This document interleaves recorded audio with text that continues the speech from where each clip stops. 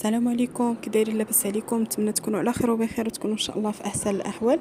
اليوم جيت نصاوب معكم كيكه ديال الزبره بطريقه مختلفه شويه، بواحد الابتكار سهل وبسيط وفي متناول الجميع.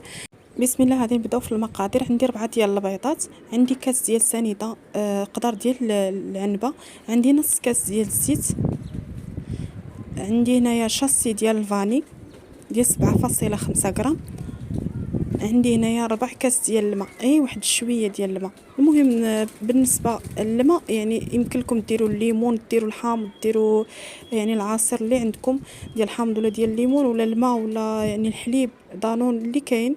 انا هنا اكتفيت بالماء. هنا غادي ندير غير شويه ديال الطحين، غندير غير شي شويه، ما نديرش بزاف. غنحاول انني نطرب الكيكه ديالي غير بالفرشيطه، ما غاديش ندير لها الطراب اليدوي ولا المونينكس.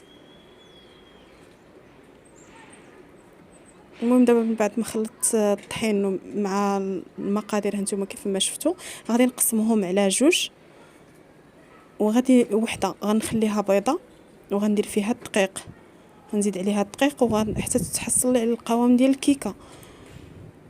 والثانيه غادي ندير فيها الكاكاو ونخلطها حتى هي تتحصل لي على القوام ديال الكيكه. يعني ما غاديش ندير لهم في الاول الدقيق الكافي باش ما يقصحوليش، باش ما تقصحليش هذه اللي غادي ندير فيها الكاكاو. هنا غادي نحتاج خميره ديال 8 غرام، غادي نديرها في العجينه ديال الكاكاو. وهنا عاوتاني كذلك مثال 8 غرام غنديرها في العجينه البيضاء ديال الطحين.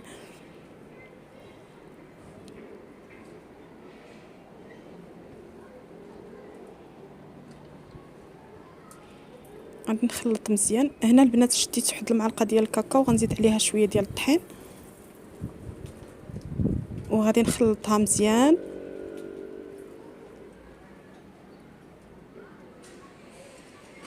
هذه باش غادي نرش المول ديالي.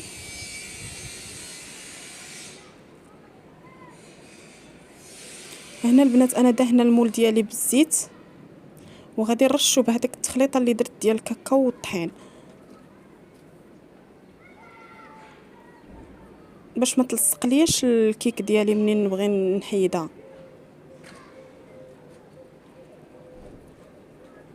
انتم شفتوا كيفاش جا؟ انا رشيته.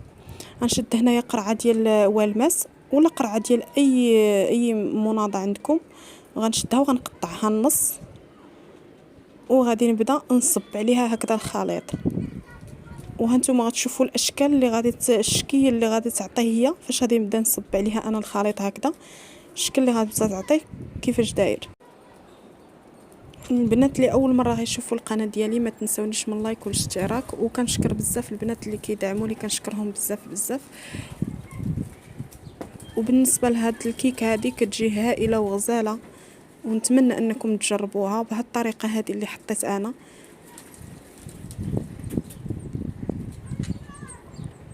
يعني الاشكال يعني الالوان كتاخذ بعضياتها، الكحل مع الابيض جا الميلونج واعر بالنسبه لهاد الكيكه هذه.